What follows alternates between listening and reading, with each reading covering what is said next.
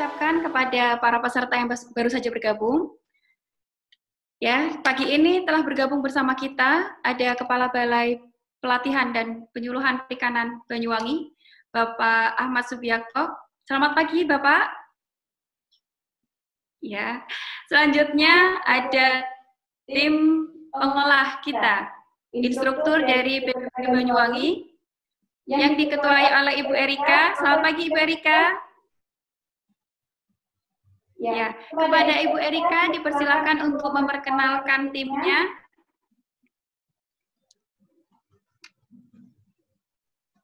Ibu Erika.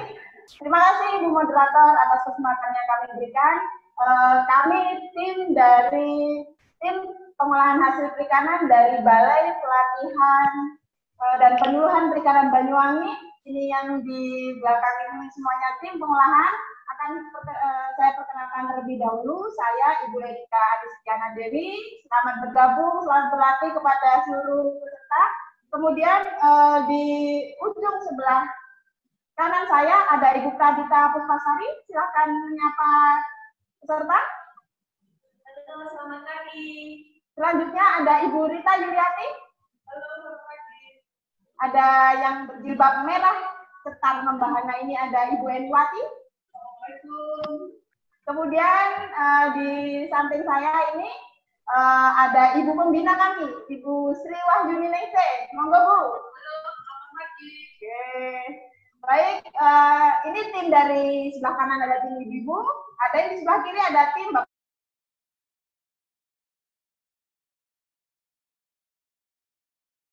Mohon izin, mohon maaf Ibu Erika. Mungkin bisa diulangi. Tadi tidak terdengar mic-nya. Diulangi mulai dari Bapak Riki sepertinya. Oke. Silakan Ibu. Pak Riki, dipersilakan untuk memperkenalkan diri. Halo, selamat pagi. Selanjutnya ada Bapak Tauhid Maulana, tapi panggilannya Pak Nana. Bapak Nana. Halo, selamat pagi. Dan yang paling terakhir, paling berkilau mungkin terlihat di video, Bapak Iman. Selamat pagi semuanya. Baik, ini tim kami dari tim pengolahan hasil perikanan, Balai Pelatihan dan Perikanan Banyuwangi. Kami kembalikan ke Ibu Moderator, Bu Nani. Silakan.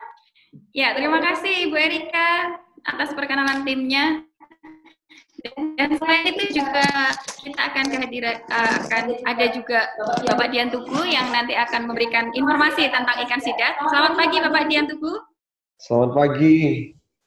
Terima kasih. Dan nanti di akhir acara akan ada penjelasan singkat bagaimana Bapak Ibu sekalian untuk mendapatkan sertifikat. Telah hadir Bapak Sandi. Selamat pagi Bapak Sandi. Selamat pagi Bapak Ibu. Ya, terima kasih. Dan nanti untuk informasi bahwa nanti akan tergabung bersama kita Ibu Kepala Pusat Pelatihan dan Penyuluhan Kementerian Kelautan dan Perikanan, Ibu Dr. Lili Aprilia Pregiwati. Nanti sekarang beliau sedang ada kegiatan, nanti beliau akan bergabung bersama kita. Ya, kita mulai.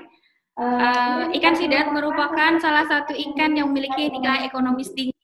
Menurut FAO, data di 2015 bahwa kebutuhan itu mencapai 88.440 ton atau senilai dengan 36 US dollar. Ini adalah angka yang fantastis Bapak Ibu sekalian. Dan Indonesia, negara tercinta kita, memiliki 12 spesies dari 18 spesies ikan sidat. Ini merupakan tantangan dan peluang kita bersama. Apakah ikan sidat ini hanya bisa dijual mentah saja?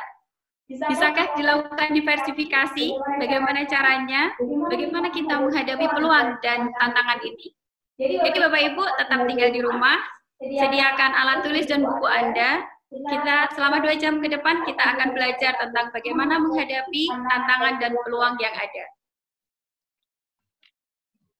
Sebelumnya, marilah kita berdoa dulu. Semoga acara ini berjalan dengan lancar, ilmunya bermanfaat, dan semoga pandemi COVID-19 ini segera berakhir dan kita bisa beraktivitas seperti sedia kala. Berdoa dimulai.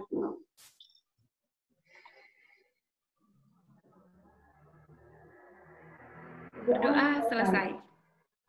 Baiklah, Bapak Ibu sekalian, menginjak selanjutnya yaitu kita akan mendengarkan sambutan dari Kepala Balai Pelatihan dan Penyuluhan Perikanan Banyuwangi, Kepada Bapak Ahmad Subiakto, waktu dan tempat kami persilahkan. Monggo Bapak.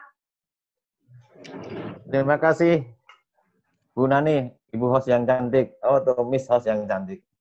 Selamat pagi semuanya. Assalamualaikum. Assalamualaikum warahmatullahi wabarakatuh. Waalaikumsalam warahmatullahi wabarakatuh.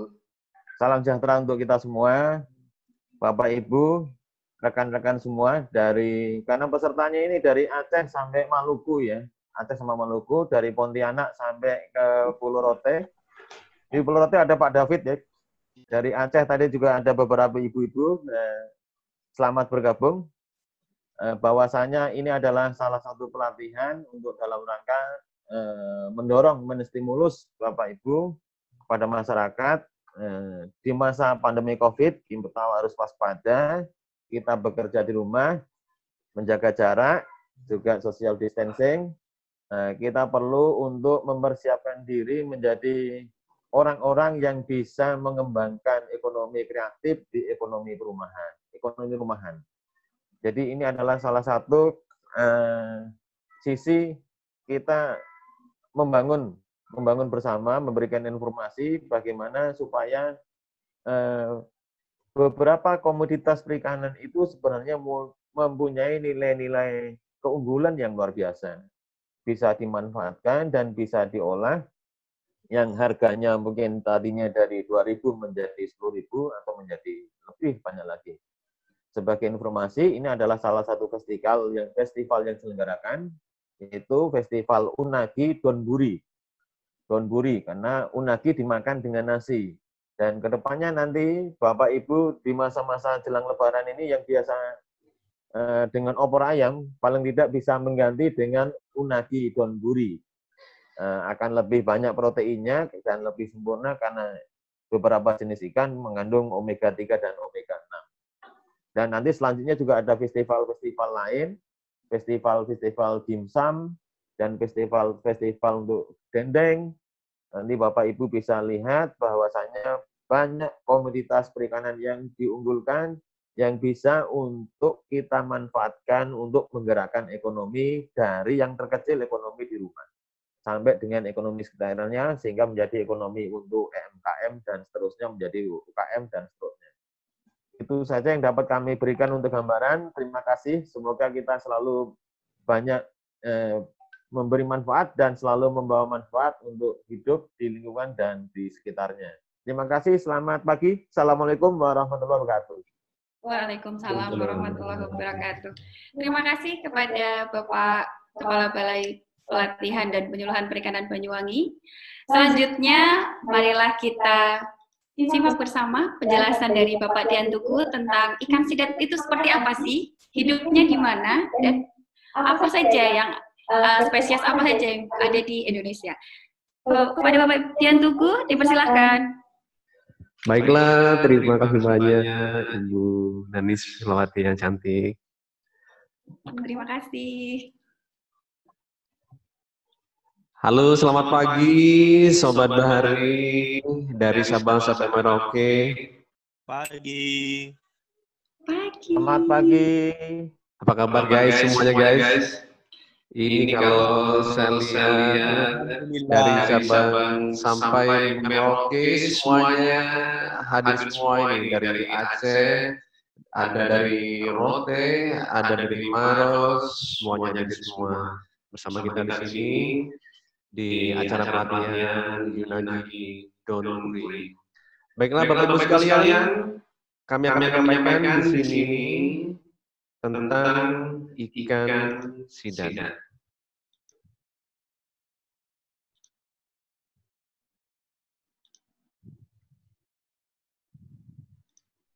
Oke guys, kita lihat video yang saya tayangkan di depan ini. Oke, ini salah satu olahan sidat yang ada di salah satu perusahaan terbesar di Indonesia, tepatnya di Banyuwangi. Ini merupakan proses kabayaki di sini. Tahu nggak guys? Ini guys, harganya 4 ekor ini 1,5 juta.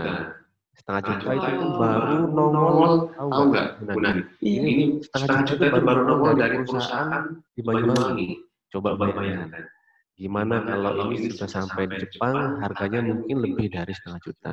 Dia naik pesawat, naik kapal, dan seterusnya. Pasti harganya sangat mahal. Luar biasa berarti ya. Ya, makanya itu. Bu Nani pernah makan kabayaki nggak? Belum, Pak. Nanti dikasih ya. Oke, habis ini kita makan unagi, donburi, serta kabayaki. Oke, kita lihat Bapak Ibu sekalian, ini prosesnya. Kenapa sampai begitu mahal? Kenapa 4 ekor yang sudah di steamnya seperti di gambar ini harganya bisa sampai setengah juta? Oke, ini salah satu pirantinya yang ada di Banyuwangi. Oke, kita tanyakan kenapa ikan sidat ini sangat mahal, guys. Harus kita kenali dulu. Bu Nani sudah kenal saya belum? Sudah, Pak, tapi lebih baik mungkin berkenalan dengan para peserta. Mungkin peserta bertanya-tanya ini, bapaknya yang ganteng ini siapa gitu. Silakan, Bapak. Oke, kita kenal dengan ikan sidat dulu. Oke, mau kenalan sama ikan sidat atau sama Bapak? Nama saya Dian. Mungkin kalau teman-teman yang di Jawa Timur, Bali, NTT, NTB, Kalimantan Selatan, Kalimantan Tengah sudah kenal dengan saya. Ya, ada Pak David juga sudah senyum-senyum di Rote. Halo Pak David, apa kabar? Nah, di sini akan saya kenalkan tentang ikan sidat. Nah, inilah dia gambar ikan sidat. Ya, seperti ular ya. Bu Nani kira-kira kalau lihat gambar ini takut nggak? Enggak sih, kalau takut enggak. Mungkin geli kali ya Pak ya? Geli ya, kalau naik kira-kira berani ya? Waduh, nggak bisa jawab saya Pak. Iya, semuanya pada senyum ya. Ini sidatnya untungnya tidak pakai kumis ya. Coba kalau sidatnya ini ada pakai kumis seperti ikan lele. Waduh, ini kayaknya Bu Erika sulit untuk megang ini kayaknya. Tapi kayaknya kalau Bu Emi sepertinya pasti akan berani. Oke, ini salah satu gambar sidatnya guys. Ini adalah gambar sidat jenis Anguilla bicala. Nah, Bapak Ibu sekalian, para pelatihan, di sini kami sampaikan bahwa kenapa ikan sidat itu memiliki nilai ekonomis yang tinggi. Ini ya guys ya, lihat. Konsentrasi ke layar semuanya. Nah, kandungan energi ikan sidat ini mencapai 270 kilo per 100 gram. Kilokalori ya maksudnya di situ. Dan tak kalah pentingnya nih guys, di situ adalah kandungan vitamin A-nya. Ini ya. Oh iya. Ini sebesar 4.700 kali per 100 gramnya. Jadi 7 kali lipat daripada telur ayam. Wow, luar biasa ya Pak ya. Iya, dan lebih lagi nih. Ini kandungan ikan sidat ini untuk vitamin A-nya 45 kali lipat dari susu sapi. Oh iya. Nah, itu ya guys ya. 40 kali lipat. 45 kali lipat. Jadi makanya harganya mahal ya Pak ya, karena ternyata kandungannya luar biasa ya. Nah, makanya itu. Kenapa orang Jepang itu rela membayar mahal untuk ikan sidat. Dan perlu diketahui ya, Bapak Ibu sekalian, bahwa di Jepang itu ada satu hari khusus semua rakyatnya itu serentak makan ikan sidat. Seperti itu. Nah, ini luar biasa. Terus kemudian, Bapak Ibu sekalian, untuk vitamin B1 ikan sidat ini 25 kali lipat daripada susu sapi. Itu. Terus kemudian dibandingkan ikan salmon, ini kandungan DHA-nya ya. Ini luar biasa ya. Ini luar biasa. Wow. Makanya nanti di samping Bu Nani dan Bapak Ibu sekalian menyediakan susu sapi di rumah, ini wajib mulai sekarang harus menyediakan ikan sidap. Seperti itu, Bapak Ibu sekalian. Siap, Pak. Tapi Pak, kalau misalnya dari bentuknya tadi kita takut, bagaimana solusinya makan ikan sidap tapi tidak mau pegang ikan sidapnya? Iya, memang orang Indonesia itu selama ini tuh selalu melihat dari bentuk, dari rasa, jarang mengutamakan manfaat. Seperti itu ya. Siap. Oke. Nah, di sini fungsinya menyalurkan sidap di situ supaya kita bisa menentukan media hidupnya, cara makannya, teknologi budidaya, dan bagaimana cara melakukan proses pengolahan. Tuh. Nah, ini juga salah satu sifat dasar sidap, yaitu nokturnal, atau dia hidup di malam hari. Terus kemudian, perlu Bapak Ibu ketahui bahwa ikan sidap ini dia sifatnya tadrum, atau dia numpang hidup di darat. Numpang hidup di darat. Kalau dia mau pijak, dia itu pergi ke laut untuk ikan salmon. Dan dia mempunyai jenis kelamin yang ganda. Itu ya. Kalau dia kecil, ukuran 500 gram ke bawah, dia itu jantan. Kalau sudah besar, dia itu menjadi betina. Mungkin sedikit dari saya. Nanti kita lanjut lagi dengan sesi berikutnya dengan ibu-ibu cantik di pengolahan. Kami persilakan Ibu Host. Ya, terima kasih Bapak Dian atas ilmunya. Sekilas kita sudah berkenalan dengan ikan sidap. Selanjutnya, yaitu acara inti dari pelatihan ini, yaitu materi, teori, dan praktek pengolahan unagi Donburi. Kepada Ibu Erika dan tim pengolahan, dipersilahkan. Baik, terima kasih Ibu Moderator, Ibu Nani yang tembung. Mohon maaf ya Ibu ya, sama tembungnya dengan saya. Terima kasih. Baik, akan kita mulai mengenai penyampaian materi dan pelaksanaan praktek pembuatan unagi Donburi. Sebelumnya saya ingin menyapa Bapak Ibu sekalian peserta pelatihan inovasi ekonomi rumahan. Mohon kepada Bapak host mungkin bisa dicantumkan, bisa ditampilkan untuk PowerPoint-nya. Sambil menunggu, saya menyapa terlebih dahulu. Assalamualaikum warahmatullahi wabarakatuh. Selamat bergabung, selamat menyaksikan Bapak Ibu sekalian ekonomi rumahan. Pada kesempatan kali ini kita akan bersama-sama untuk berlatih mengenai pembuatan unadon atau unagi Donburi yang merupakan salah satu materi pada festival unagi. Nantinya di lain kesempatan akan ada lagi pelatihan-pelatihan di lingkup festival unagi. Selanjutnya, sebelum kita bersama-sama belajar, mohon Bapak Ibu sekalian untuk menyiapkan alat tulisnya, agar nantinya pada saat penyampaian materi Bapak Ibu sekalian tidak ada yang tertinggal untuk mencatat atau melengkapi bahan ajar yang telah disampaikan oleh admin kami. Baik, Bapak Ibu sekalian, kembali saya memperkenalkan diri. Saya Ibu Erika Rizkyana Dewi. Saya instruktur pengolahan hasil perikanan di Balai Pelatihan dan Perikanan Banyuwangi. Selanjutnya, materi kami lanjutkan.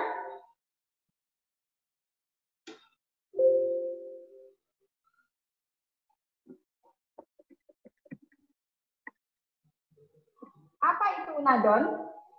Unadon adalah singkatan kata untuk unagi yang artinya belut, kemudian diolah dengan metode kabayaki dan disajikan bersama pelengkap berupa nasi putih. Sehingga unadon itu kepanjangan dari unagi Donburi yang merupakan hidangan klasik Jepang yang terdiri dari nasi putih yang disajikan bersama unagi kabayaki. Mungkin yang ditampilkan di PPT itu hanya berupa ikon atau karikatur. Di sini sudah kami sediakan. Nantinya hasil real dari pelatihan kita itu seperti ini. Tidak bisa disut? Terlihat Bapak Ibu sekalian? Belum terlihat dengan jelas sepertinya Ibu Erika. Oke. Ya, mungkin nanti di akhir bisa ditunjukkan ya setelah praktek.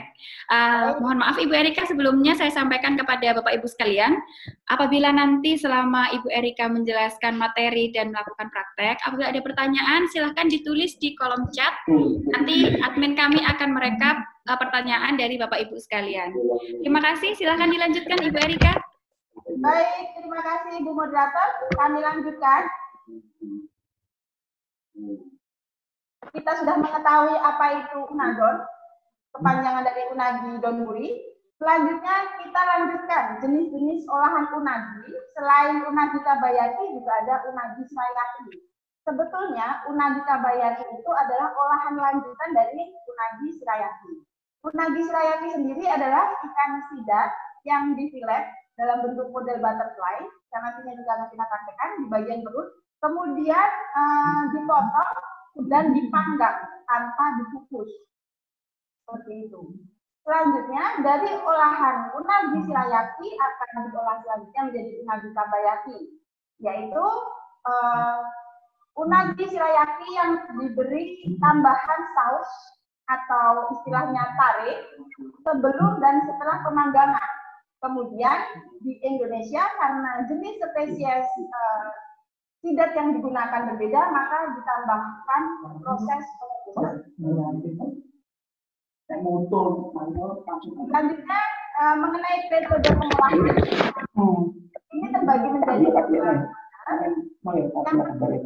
metode unagi Jepang bagian timur dan metode unagi Jepang bagian barat. Di mana bedanya? Untuk metode pengolahan unagi Jepang bagian timur, unagi setelah dipanggang kemudian dilakukan proses pengukusan. Selanjutnya kemudian dikukus, kemudian dipanggang kembali sehingga hasil akhir produk dari unagi itu bertekstur lebih lembut. Kemudian untuk metode pengolahan yang kedua itu metode pengolahan unagi Jepang bagian barat. Di situ ikan sidat atau unagi diolah dengan hanya dipanggang. Tidak ada proses pengukusan, sehingga tekstur dari produk akhir lebih renyah dan kering. Kedua metode ini, mana yang cocok digunakan di Indonesia, kami rekomendasikan untuk menggunakan metode pengolahan unagi Jepang bagian timur. Karena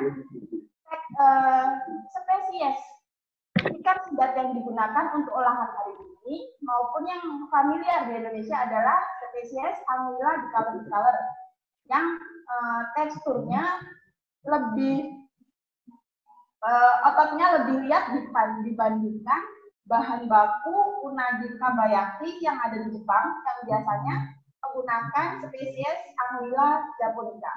Tetapi dari kedua spesies itu Anguilla dicolor tekstur, kandungan lemak, dan ketebalan daging sangat menyerupai Anguilla yang ada di Jepang.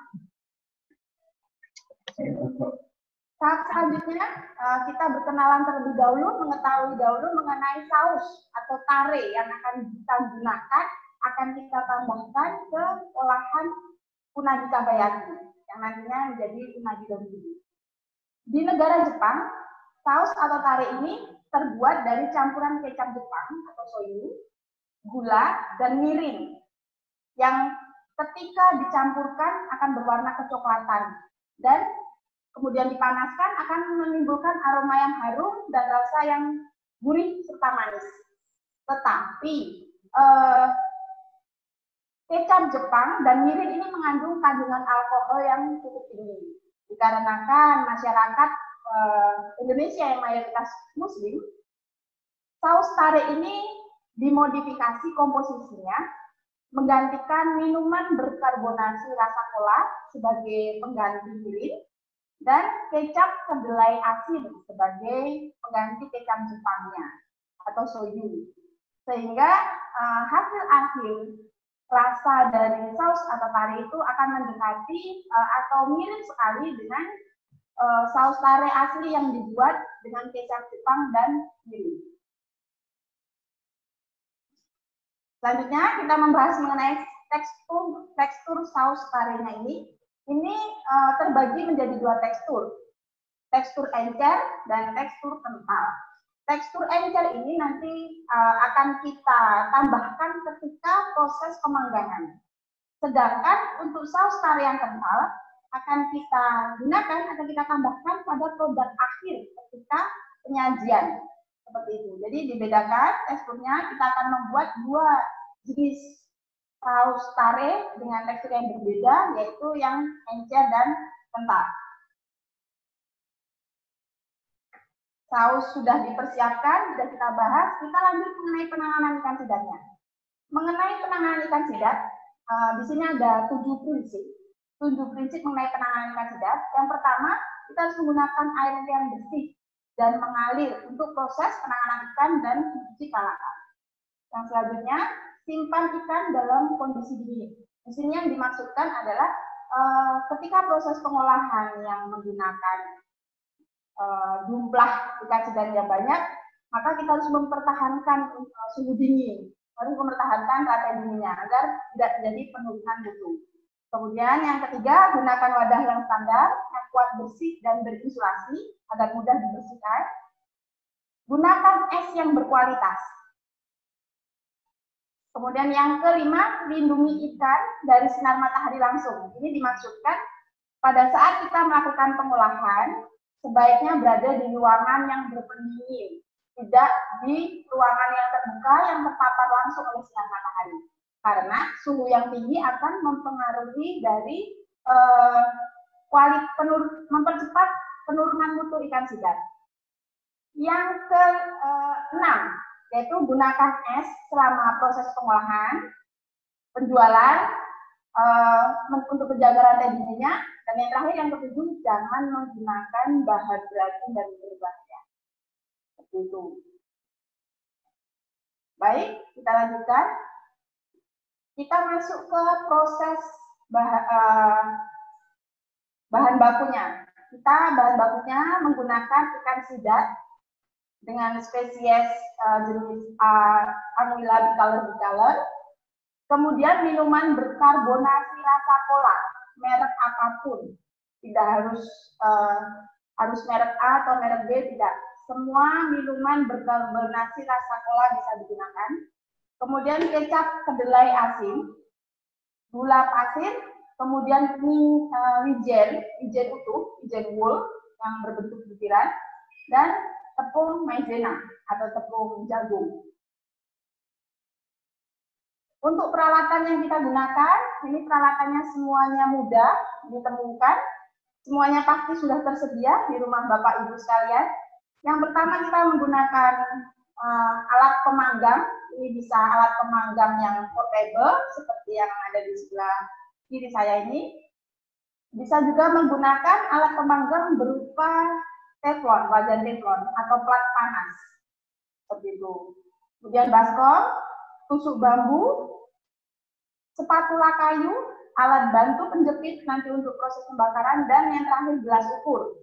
Gelas ukur ini sangat penting karena nantinya untuk menghitung komposisi saus tare yang akan kita buat, yang nantinya itu mempengaruhi rasa dari produk akhir unagi donburi.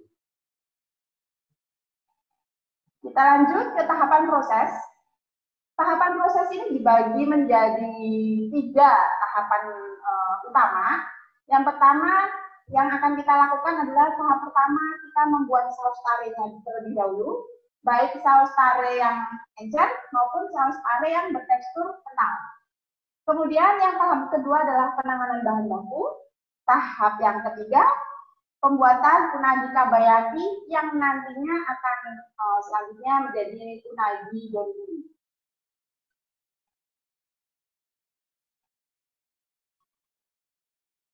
Kita bahas terlebih dahulu cara pembuatan saus tarenya.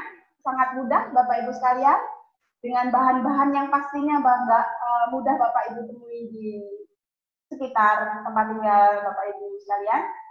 Ini pertama-tama kita campur terlebih dahulu minuman berkarbonasi rasa cola seperti ini dengan kecap kedelai asin dengan perbandingannya 2:1.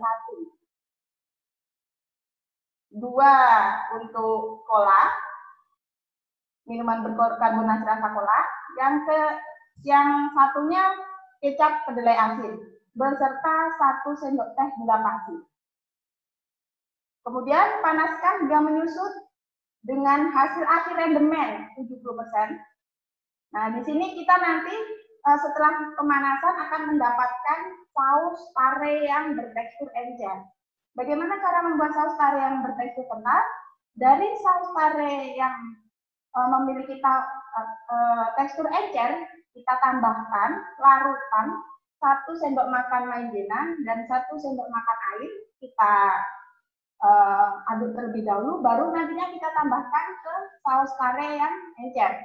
Di situ setelah mendidih, kemudian disusutkan air menjadi rendemen 50%, akan memperoleh saus tare yang kental.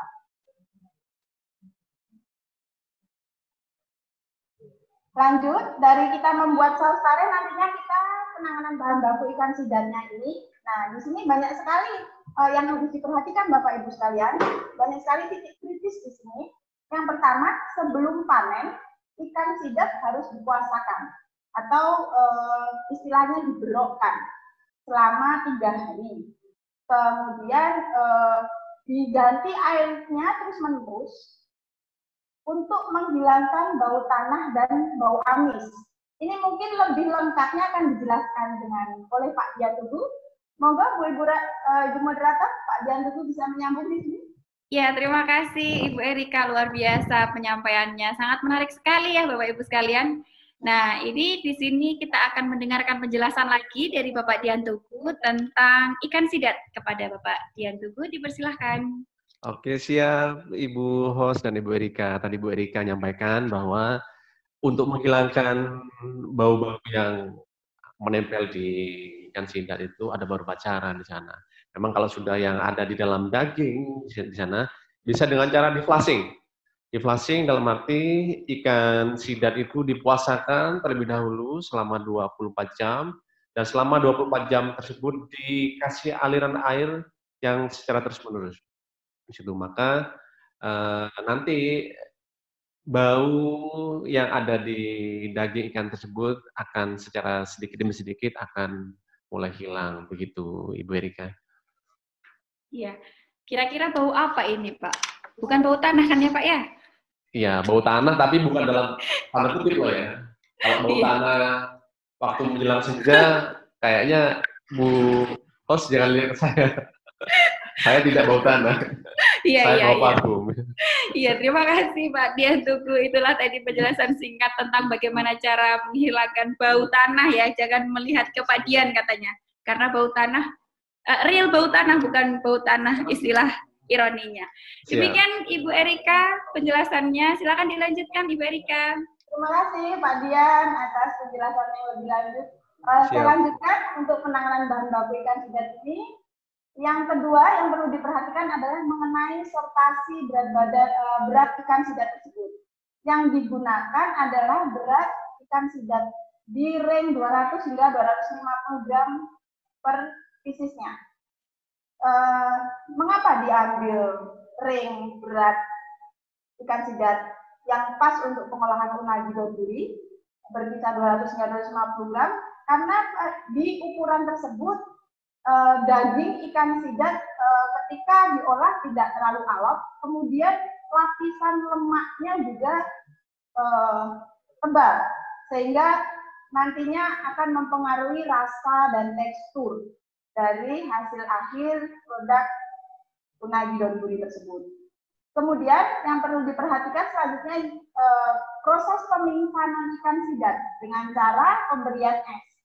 Jadi di sini ikan sidat sebelum dilakukan pemfilatan dipingsankan terlebih dahulu dengan cara ikan sidat setelah dipanen diberi es turai hingga suhunya berkisar 4 hingga 10 derajat. Di situ ikan sidat akan pingsan. Setelah ikan sidat pingsan, dilakukan penyangan dan pemfiletan model butterfly. Untuk tahap yang ketiga, kita masuk ke pembuatan unagi kabayaki.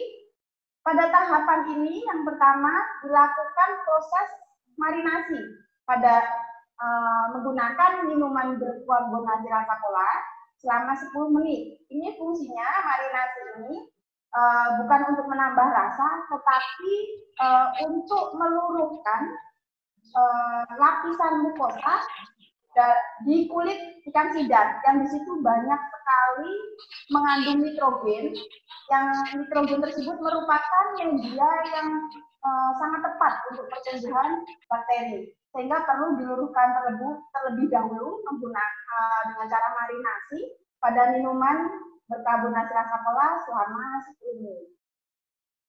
Yang kedua, setelah dilakukan marinasi, dilakukan proses pemanggangan. Kita menggunakan metode negara Jepang bagian timur. Ingat tadi Bapak Ibu sekalian peserta pelatihan bahwa untuk metode negara Jepang bagian timur proses pemanggangannya 2 kali diselingi dengan proses pengukusan 1 kali, sehingga nanti tekstur hasil yang diharapkan lebih lembut teksturnya. Selanjutnya setelah pemanggangan, waktu pemanggangan ini memerlukan waktu selama 7 menit, baik pemanggangan kedua maupun pemanggangan pertama maupun pemanggangan kedua, sama-sama waktunya 7 menit, dan proses pengukusannya memerlukan waktu selama 5 menit. Nanti akan kita praktekkan, Bapak Ibu sekalian. Dari ketiga tahapan utama proses pembuatan unagi donburi tersebut, ada 3 hal yang menjadikan perhatian khusus yang nantinya bisa membantu proses keberhasilan Bapak Ibu mengolah unagi donburi. Yang pertama mengenai umur dan ukuran ikan sidat. Kalau saya sampaikan, semakin tua semakin alot, seperti itu. Mungkin Pak Dian bisa menambahkan di sini. Ya, saya suka sekali ini istilahnya Ibu Erika. Semakin tua, semakin alot. Bagaimana penjelasannya Bapak Dian? Silahkan. Oke, siap. Saya juga dengan semakin tua, semakin alot itu. Ini Bapak Ibu yang ada di layar juga semuanya pada senyum ya. Memang kalau buah kelapa, semakin tua, semakin alot, tapi santannya semakin banyak. Nah, bagaimana dengan ikan sidat? Nah, sidat, Bapak Ibu. Jadi sifat ikan sidat itu, seperti yang saya sampaikan bahwa tadi, dia hidupnya itu di darat hanya numpang saja. Dan dia itu adalah ikan yang mungkin kita harus contoh ya. Jadi ikan ini merupakan ikan yang setia seumur hidupnya. Dan dia hanya kawin 1 kali seumur hidupnya. Setelah kawin, dia beranak, meninggal. Seperti itu. Nah, jika kita hubungkan, kedengaran ya, Mas?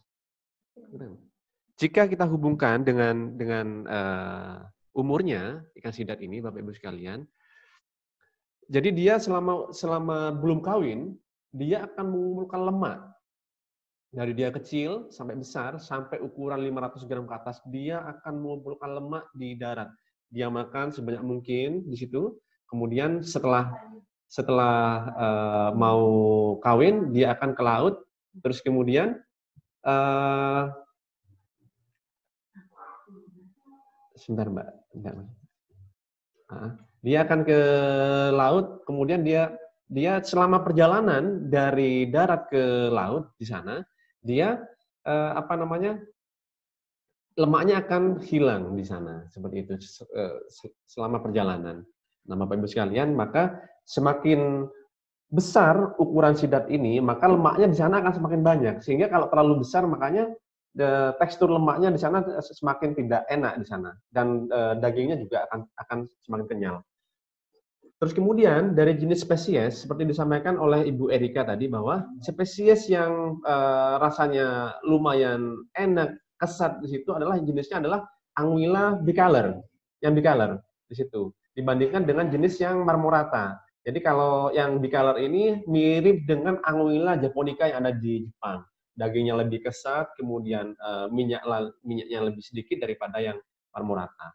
Terus kemudian untuk suhu juga nih Bu Erika, memang suhu juga perlu diperhatikan. Jika terlalu panas juga akan berpengaruh terhadap proses protein yang ada di dalam tubuh si sidat ini.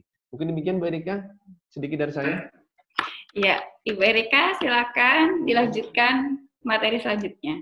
Baik, terima kasih Pak Dian Tugu dan Ibu Nani. Tadi sudah dijelaskan kenapa menjadi perhatian khusus keberhasilan pengolahan unagi donburi ini. Mengenai umur dan ukuran ikan sidat sudah dijelaskan.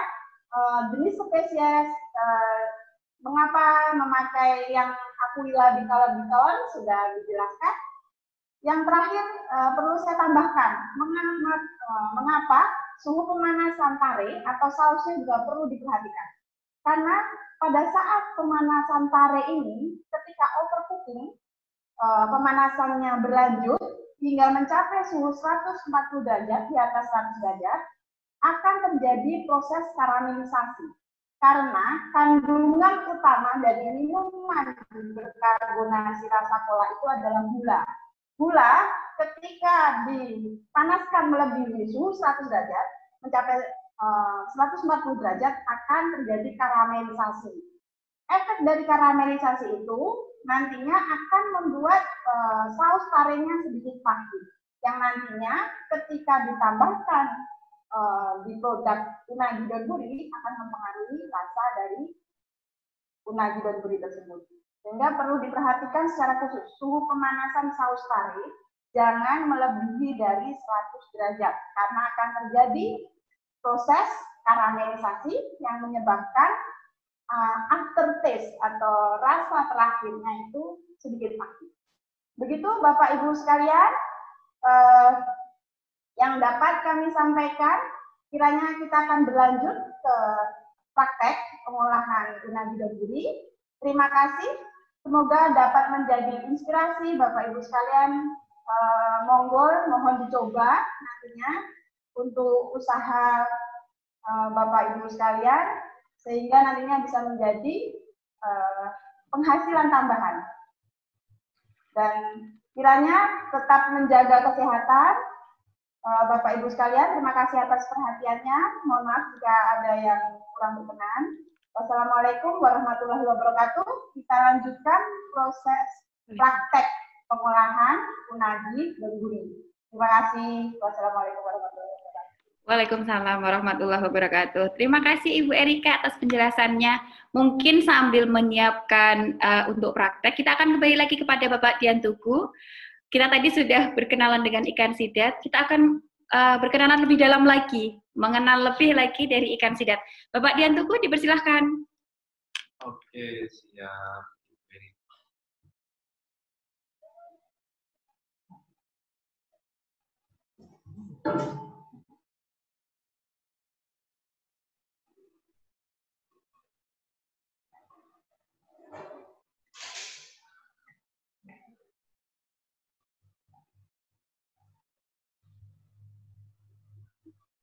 Bapak Dian, suaranya belum bisa kami dengar. Ya, sambil menunggu. Ya, dipersilakan Bapak. Sudah terdengar Bu suara saya Bu? Sudah sekali Pak. Sudah kita dengar suara yang merdu mendayu-dayu. Iya, di sini juga saya lihat di layar ada Bu Tarika, ada Bu Dwi Wahyu, ada Ibu Siti Hawa, ada Pak Ahmad Mansur, ada Bu Dwi Hairunisa, ada Pak Frigid. Ini saya sapa semuanya ini ya. Ini dari mana semua, ini banyak yang tidak saya kenal. Ada Bu Putri Megawanti, ada Pak Ruslan, ada Pak Ali Kasim, ada Pak Muhammad Yusuf, ada Bu Endah Prastiwi, ada Bu Anis Satyawati, yang ini yang kenal ini, yang dari Tabanan. Ada Bu Bastia, ada Pak Arif Hakim, dan banyak lagi. Nah, luar biasa. Banyak sekali ya Pak ya peserta kita hari ini ya Pak ya. siap. Nah, mohon izin Bapak Ibu sekalian menyampaikan bahwa tadi sudah saya sampaikan bahwa sifat ikan sidat ini dia senangnya hidup di tempat yang gelap. Seperti itu ya. Bu, kira-kira Bu Nani ini suka di tempat yang gelap apa tidak? Lebih suka yang terang ya. Siap. Jadi kalau yang gelap itu menurut Bu Nani disebut nocturnal. Iya, betul. Siap. Terus kemudian hidupnya berkoloni dan dia suka karnivor. Oh, dia makan daging berarti ya? Dia itu karnivor. Jadi kalau dia kelaparan, temennya yang kecil dimakan juga.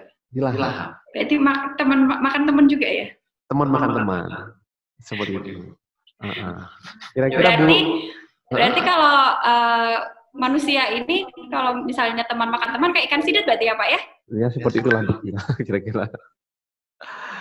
Monggo Pak dilanjut Pak. Oke, dan dia itu katadrom ya. Katadrom. Dia itu menemukan laut, terus kemudian hijrah ke muara, terus kemudian dia mulai naik ke atas lagi sampai menuju ke hulu. Dewasanya dia di hulu. Makan besar sampai ukuran 500 gram ke atas. Setelah siap, mijah. Nah, uniknya lagi, dia itu bisa berubah kelamin. Oh, yang tadi dijelaskan ya, bahwa waktu kecil jantan, setelah besar jadi betina. Ya. Seperti itu ya Pak ya? Seperti itu. Tapi kalau Bu Nani kan tidak seperti itu. Saya dari kecil sudah seperti ini Pak. Siap. Bapak Ibu sekalian, ini mohon izin ya, suasananya biar tidak menegangkan, tidak begitu formal, terus kemudian biar Bapak Ibu tidak mengantuk di pagi hari. Saya lihat Mas Farid yang dari Sidoarjo ini sepertinya sudah mulai mengantuk. Sayangnya pagi ini kita tidak ada break ya. Betul Pak. Ada disediakan coffee break? Tidak Pak. Tidak Pak. Tidak ada coffee break untuk hari ini. Oh siap. Nanti malam coffee break di rumah masing-masing. Siap. Oke, kita lanjut lagi. Nah, di sini saya akan jelaskan jenis-jenis ikan sidat, Bapak Ibu sekalian.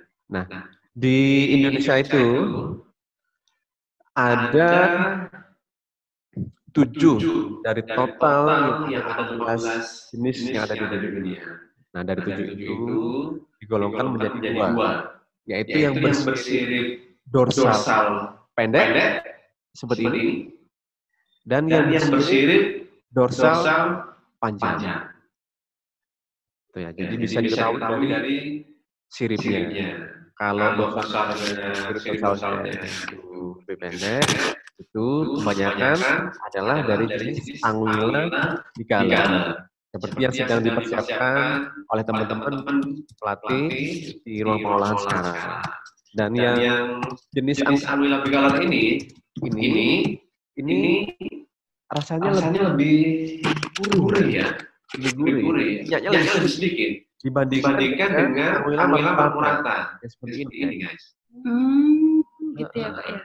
Kalau minyaknya lebih sedikit itu malah lebih gurih ya? Lebih terus kemudian kulitnya yang Anguilla bicala ini kalau digoreng atau dipanggang itu lebih crispy daripada yang marmorata.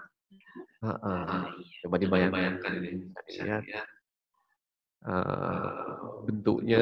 Lapar Pak kalau dibayangkan Pak. Ya, jadi bayangkan. Ini kira-kira yang di ruang pengolahan siap belum praktek? Ibu Erika, di ruang pengolahan apakah sudah siap untuk kita praktek? Karena Pak Dian menjelaskan harus membayangkan. Saya kalau membayangkan saja tanpa melihat proses pengolahan malah semakin lapar Ibu Erika. Siap, Ibu Moderator. Oke, sudah siap. Mohon izin Bapak Dian Tugu, mungkin kita akan kembali ke ruang pengolahan. Kita akan melihat bersama, menyaksikan proses pengolahan dari Unadon, Unagi Donburi. Kepada Ibu Erika dan tim pengolahan dipersilahkan. Mungkin bisa dilanjutkan perkenalan alat dan bahannya. Baik, pertama-tama kita membuat saus tare ini. Bahannya adalah minuman berkarbonasi rasa kola. Kemudian saus, kecap kedelai asin ya, bukan manis. Gula pasir, dan untuk saus tare yang bertekstur kental akan ditambahkan tepung maizena. Baik, pertama-tama kita ukur terlebih dahulu minuman berkarbonasi rasa kola ini 200 ml diletakkan, dituang ke penggorengan,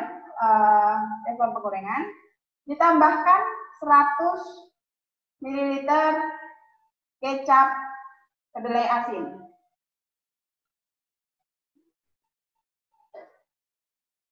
Selanjutnya, di dalamnya kita tambahkan gula pasir 1 sendok teh. Kita aduk terlebih dahulu. Kemudian dilakukan proses pemanasan hingga mendidih.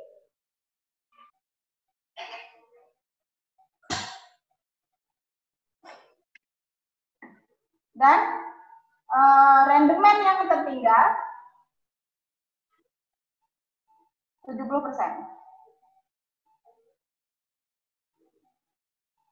Seperti ini.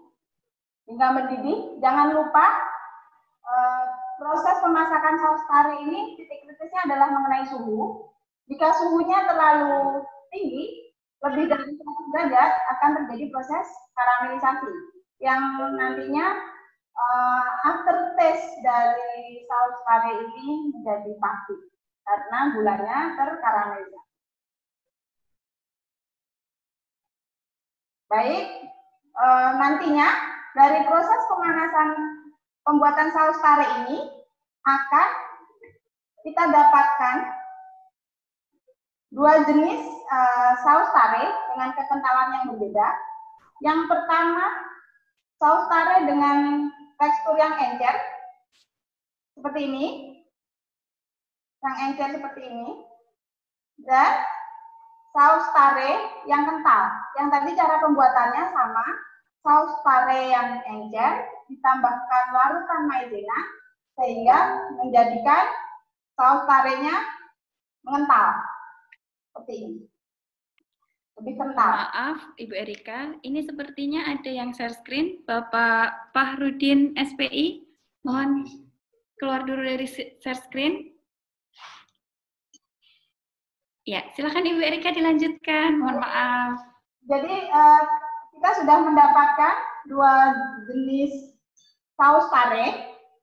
Yang pertama saus tare yang encer seperti ini, udah digoyang-goyangkan ya, encer teksturnya, dan saus tare yang kental teksturnya seperti itu. Ketika pembuatan saus tare sudah siap, kita akan melanjutkan ke tahapan selanjutnya, yaitu cara penanganan ikan sidat difilet dalam bentuk butterfly yang akan dipraktekkan oleh teman kami, Ibu Reniwati. Pada Ibu Reniwati, dipersilakan.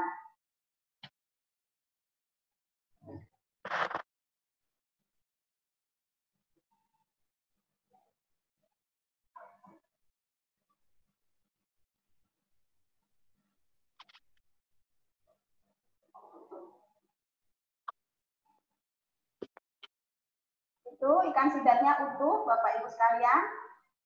Kemudian cara pemfiletannya, ikan sidatnya sudah dipingsankan terlebih dahulu ya, sehingga pada saat proses pemfiletan tidak terjadi perlawanan di situ. Ikan sidatnya sudah pingsan. Kemudian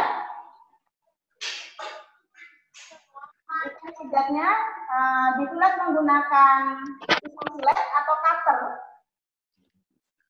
Sebelah di bagian perut, sehingga nantinya hasil akhirnya adalah butterfly. Ini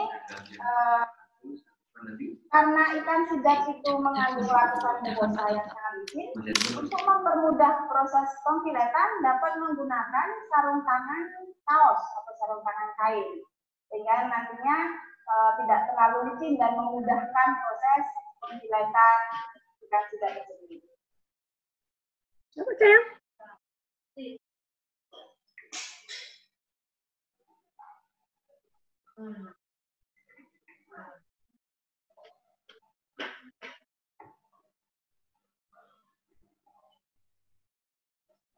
Baik, difilet, kemudian dibersihkan isi perut, hati, dan tulang sumsum dari ikan sidat tersebut.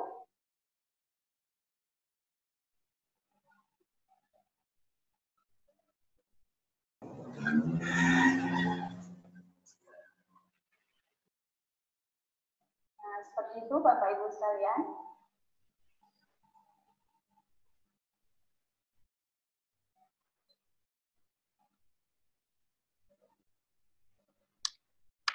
Ya, mainannya. Dari proses pemfiletan tersebut akan diperoleh hasil jadi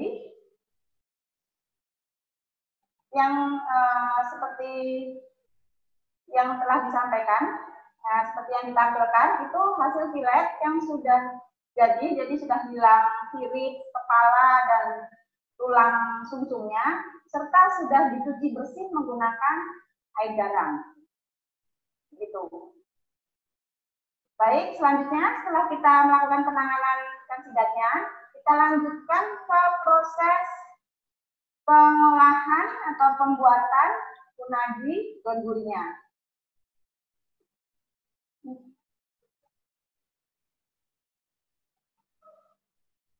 Baik, dari hasil pemfilatan seperti ini dan sudah dicuci bersih, tidak ada lapisan darah kembali, kita lakukan proses pembuatan dengan cara pertama-tama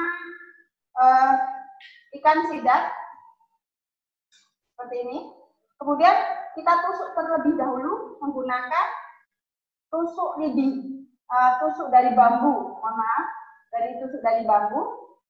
Kenapa harus ditusuk terlebih dahulu? Nantinya agar pada saat proses pemanggangan ikan sidat ini tidak menggulung seperti itu, sehingga tetap berbentuk lurus lembaran seperti ini, sehingga membutuhkan bantuan tusuk bambu.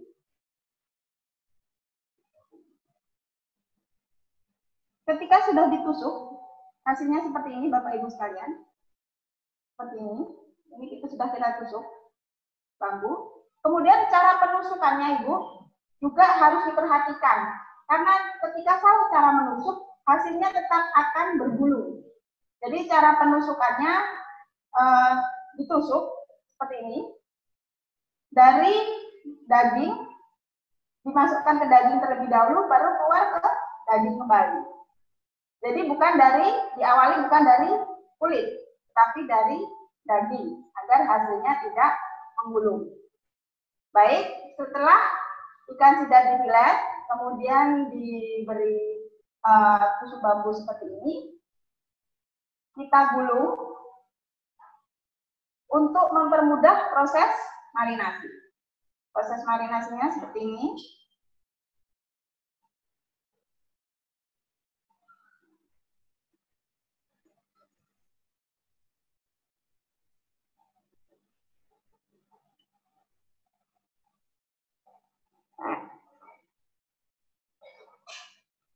Proses marinasinya seperti ini. Kemudian kita beri minuman bersoda.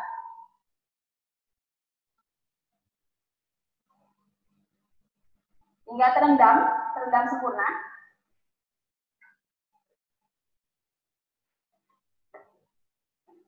Direndam seperti ini, bisa terlihat di situ terjadi reaksi-reaksi karena karbon dioksida yang tercampur di dalam minuman berkarbonasi ini bertemu dengan mukosa yang mengandung nitrogen di lapisan dari ikan sidap tersebut, sehingga nantinya seperti yang sudah dijelaskan, marinasi ini berfungsi untuk meluruhkan mukosa-mukosa atau lendir-lendir yang ada di lapisan ikan sidap tersebut. Sambil kita menunggu proses marinasi, kita persiapkan proses pengukusan. Nantinya akan ada proses pengukusan setelah adanya proses pemanggangan.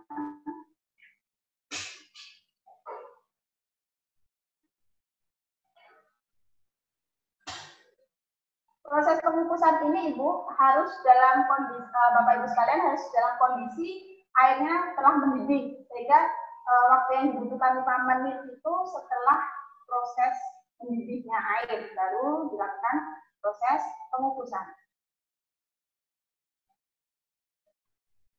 Baik, kita ingin marinasi selama 10 menit sambil diratakan Bapak Ibu sekalian.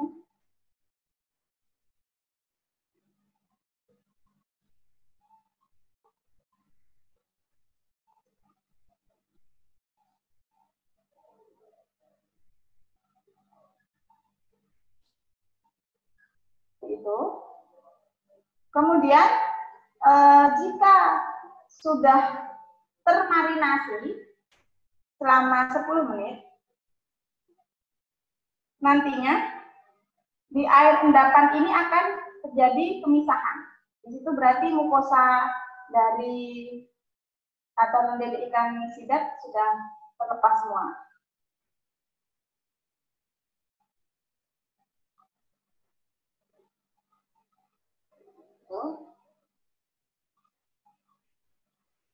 Jika Bapak Ibu sekalian ada yang perlu ditanyakan, silakan untuk mengirimkan pertanyaan melalui chat jika ada yang kurang jelas dari apa yang saya sampaikan. Baik, dari proses marinasi ini, kemudian kita lakukan proses pemanggangan. Anggap saja ini sudah 10 menit ya Bapak Ibu sekalian ya. Nah, proses pemanggangan ini juga ada caranya Bapak Ibu. Jadi kita buka seperti ini. Kemudian pemanggangannya ini yang dipanggang pertama kali adalah bagian daging, bukan bagian kulit. Kenapa? Karena kulit sidap ini jika dipanaskan terlalu lama dia akan lebih liat atau alot. Sehingga agar kunang dan gurih matang merata, maka proses pemanggangan awal harus dari bagian daging terlebih dahulu. Diletakkan.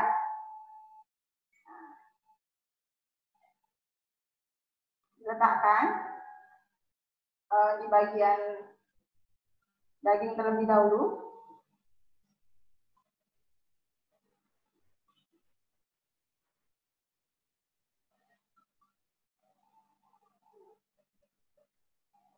Ini sama ya, bagian daging terlebih dahulu Bapak Ibu sekalian, bukan bagian kulit. Nah,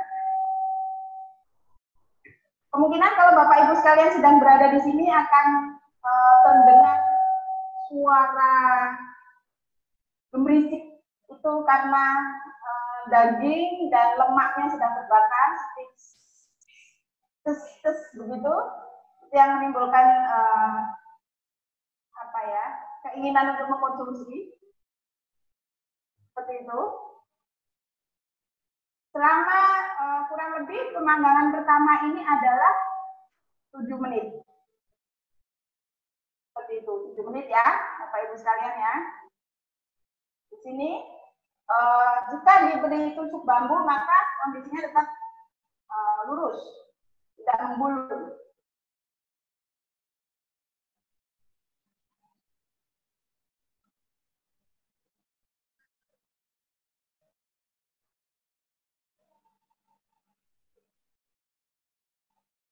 Nantinya setelah kurang lebih 3 menit baru dilakukan pembalikan, yaitu pembakaran yang di bagian kulit. Baik Bapak Ibu sekalian, Dibakar terlebih dahulu hingga berwarna kuning kecoklatan. Ada lapisan-lapisan proses pembakaran di permukaan daging dan kulit unagi ini. Seperti itu. Jika kurang lebih sudah dipanggang 7 menit, maka kita angkat terlebih dahulu. Seperti ini. Ini hasil-hasil pemanggangan. Bisa dilihat warnanya seperti ini. Seperti ini. Kemudian, baik seperti ini ya. Warnanya kecoklatan, tapi bentuknya tidak menggulung seperti itu. Seperti ini. Ini namanya masih unagi shirayaki karena hanya belut yang diolah dan dipilah dalam bentuk butterfly dan tidak ditambahkan saus tare di dalamnya. Jadi tahap awalnya unagi shirayaki. Dari tahapan unagi shirayaki ini akan kita lakukan proses pengukusan. Ini bisa dialihkan. Proses pengukusan.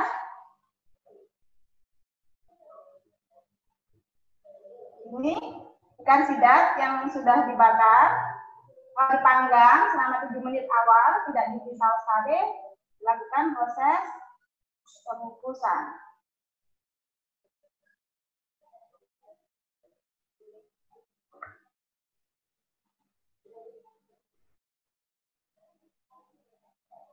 Lakukan proses pengukusan selama 5 menit.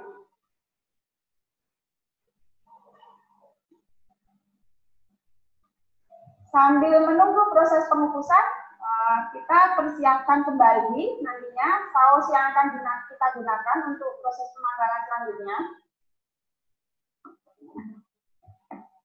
Untuk pemanggangan awalnya kita menggunakan saus yang encer, yang teksturnya encer.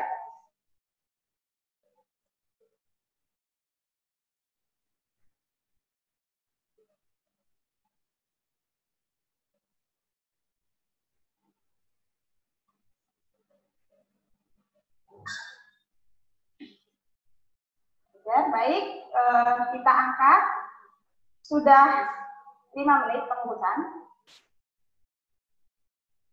Kita angkat. Nah, ini adalah hasil dari yang telah dikukus. Kemudian kita panggang kembali dengan menambahkan saus yang encer dengan cara dioleskan. Untuk penambahan saus ini bisa dengan cara dioleskan, bisa juga dengan cara dicelupkan. Itu tergantung selera dan tingkat kepekatan rasa yang diinginkan oleh Bapak Ibu sekalian. Seperti ini, sambil dipanggang, sambil dioleskan saus tarinya. Seperti ini, sehingga timbul aroma-aroma yang lezat. Mohon maaf Bapak Ibu sekalian sedang berpuasa, saya sudah berpuasa. Mungkin aromanya nanti bisa dirasakan ketika berbuka puasa. Baik, kita balik. Ini untuk pemanggangan awal juga berkisar sekitar 7 menit ya Bapak Ibu sekalian. Ini kita bolak-balik.